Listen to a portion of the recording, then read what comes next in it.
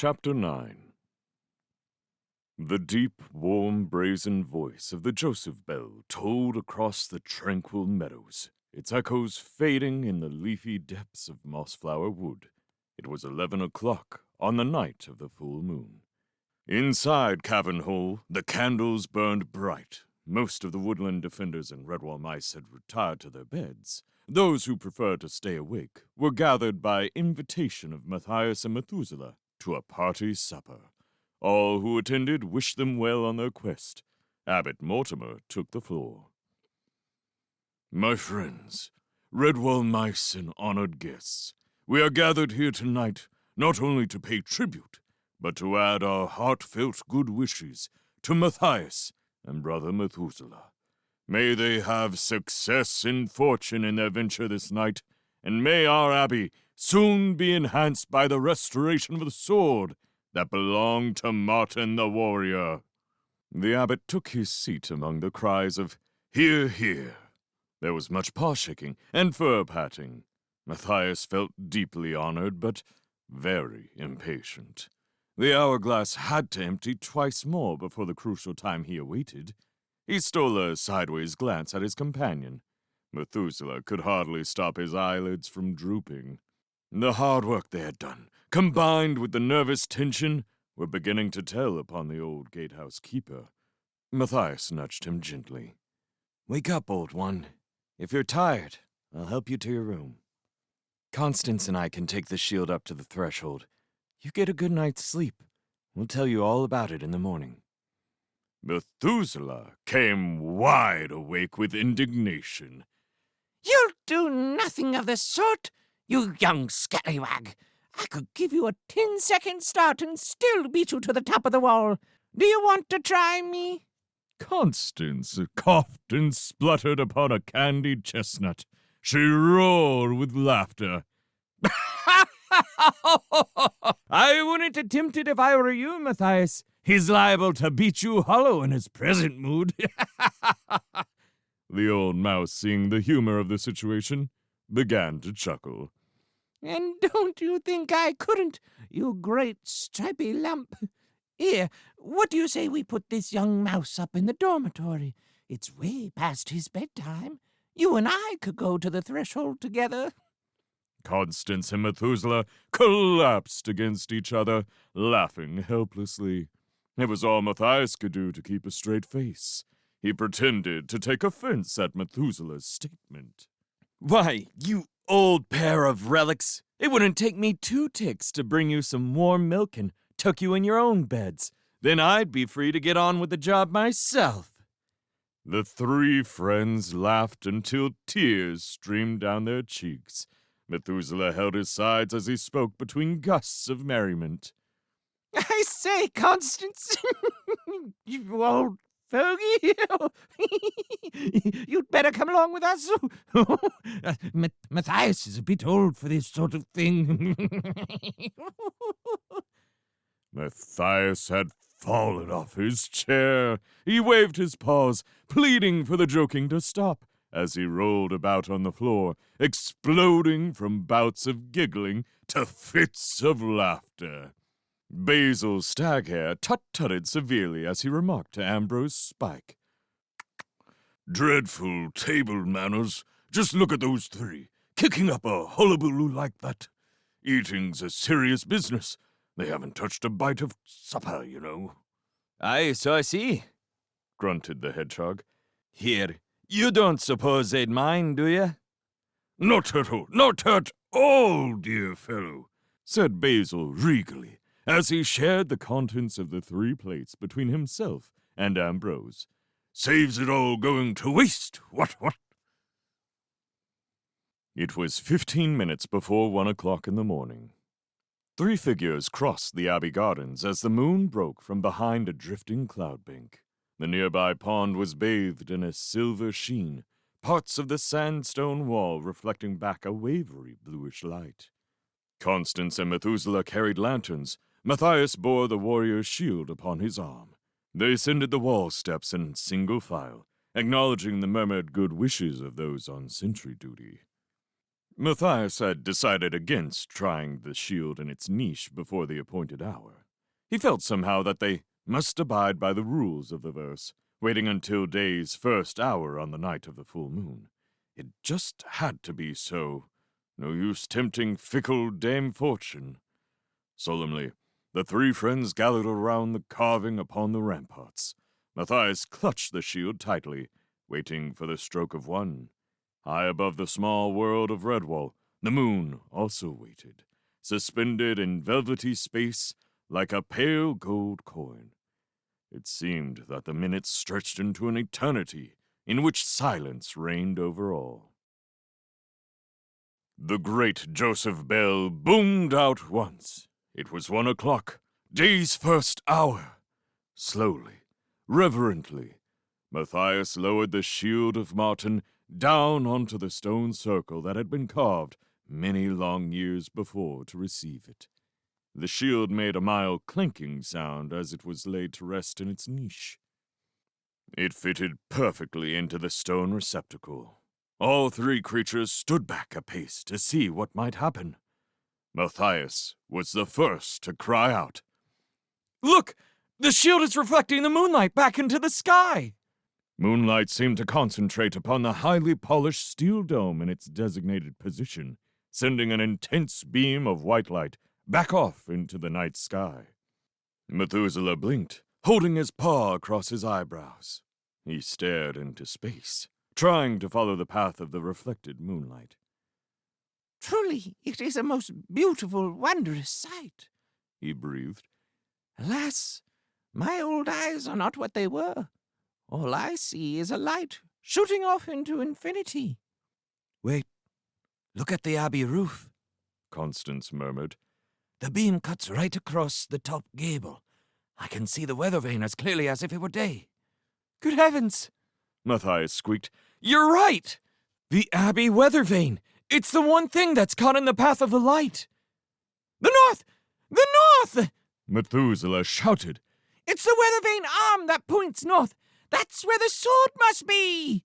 Solemnly, the three friends placed their paws one on top of the other.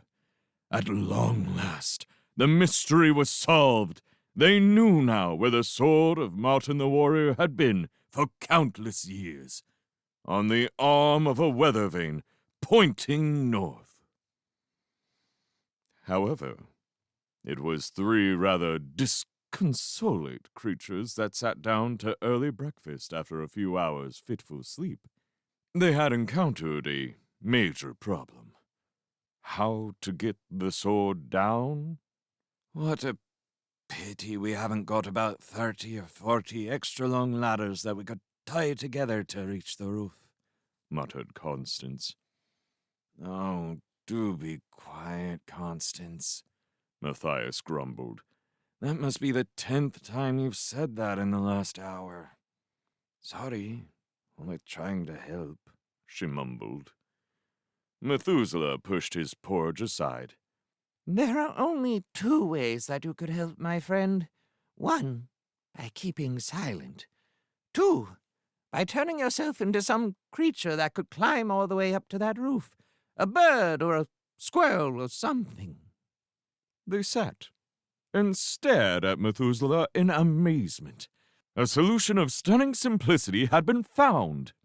I do hope that Mrs. Squirrel hasn't decided to sleep in, said Matthias. She'll need an early start if she's going to make it back by lunchtime. Mrs. Squirrel, or Jess, as she liked to be called, was only too pleased to oblige her friends from Redwall. Having been given full instructions by Matthias, Jess stood at the base of the immense abbey building.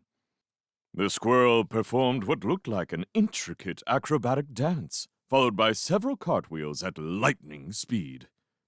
She's just limbering up, Mr. Squirrel explained to Matthias. A large crowd of mice and woodlanders had gathered to witness the epic ascent. Not even the oldest recorded writings was there any mention of a creature venturing to climb as high as the abbey roof. It was a most formidable task, for the roof soared to nearly twice the height of the bell tower. Jess elbowed her way through the throng. She kissed Mr. Squirrel, patted her son Silent Sam upon the head, then shook paws with Constance, Matthias, and Methuselah. With a brisk, cheery manner, she scooped up a handful of soil, rubbing it into her paws to give some extra gripping power. Lovely day for a climb, she remarked offhandedly. Then away she went, paw over paw, up the massive abbey face. The lower wall with its arched sandstone window frames held no difficulties for the tough squirrel. She climbed with speed and alacrity, lifting herself over the gutter with a neat flick of her bushy tail, just clattered across to a small slate side roof. She was temporarily lost to view at the start of the second stage. As she came into sight again, the watchers below could not help but notice that the climb was more difficult. Progress was slower. Mr. Squirrel cupped his paws and called up. "Are you all right up there, Jess?" Latching her tail around a projecting gargoyle, Jess shouted back. "Well, I'm making headway, my dear. This stone, though, it's a bit rough on the old paws and claws, not like good old wood or tree bark." Chins went up, heads tilted back. The crowd below followed the ascent of the plucky Jess Squirrel. By this time, she seemed to the watchers to be rapidly diminishing in size as she forged upwards. Formal, who was never too keen on heights, covered his eyes with a paw. My dearie me. She's looking on early bird alleyways up there. Nay, fear to look. Although Matthias had to agree with Formal, he continued looking upwards. Jess was reduced to a mere speck now. The young mouse gritted his teeth, willing the brave squirrel onwards. "Go on, Jess. You can do it. Not far to the gable now." The crowd fell silent. All that could be heard was Silent Sam sucking his tiny paw as he clutched onto his father's tail. Suddenly, Winifred the otter broke the quiet. Look! Jess has made it over the gutter. She's on the roof. A mass cheer went up. The squirrel was on the last lap. Now she would have to call into play all her climbing ability. To keep going up the treacherously steep, smooth slates. Methuselah polished agitatedly at his spectacles. Where is she now? Would someone please enlighten me? She's on top of the roof, walking with a foot either side of the apex towards the gable, yelled Abbot Mortimer. Methuselah sniffed. No need to shout, Father Abbot. I'm only hard of sight, not hearing. Mr. Squirrel clapped his paws joyfully. She's made it! My Jess has made it! Amid the riot of jubilation, Matthias watched. The weather vane moved slightly, indicating that Jess, actually out upon the north pointer, must be trying to retrieve the sword. What a daring climb! What a courageous creature! Jess Squirrel would surely take her place in the annals of Redwall Abbey. Mr. Squirrel held Silent Sam up in his arms. "Look, Sam! Mum's done it! She's on the way back down now." Silent Sam clenched his little paws over his head. He shook them like a tiny champion. Nobody in all the world was a better climber than his mother. Matthias waited for a glimpse of the sword, but Jess was not halfway down when a shout of consternation arose from the crowd below.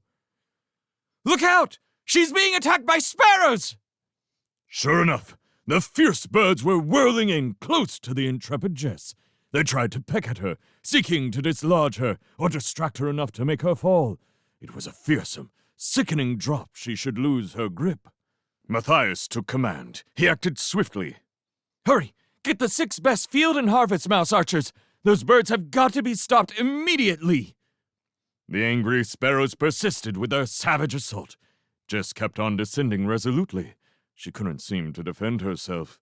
The abbot and Constance had to leap forward to restrain Silent Sam. He had left his father and was trying to scramble up the base of the abbey wall with the small dagger clenched in his teeth. Constance attempted to reason with Sam. "Stay clear, little one. You'll only distract her, Mum. Look, she's doing splendidly. An old bunch of sparrows can't bother her. Stand back now. Here come the bow mice." Speedily notching shafts to their strings, the archers angled their bows upwards. "Do not aim to kill any of the birds," the abbot cried. Shoot to frighten them off. Shoot! Matthias yelled. The mouse archer sent off a hail of arrows that came close enough to cause a scatter among the sparrows. Taking advantage of their brief confusion, Jess clambered down onto the small side roof. The tenacious birds regrouped and came at her again. Below, the bow mice stood ready. She'll make it down! Ambrose Spike yelled. One more good volley should scare them off. Ready! Fire! Called Matthias. The deadly shafts hissed upwards, causing a mad flurry among the attackers. Purely by accident, a stray arrow struck one young sparrow.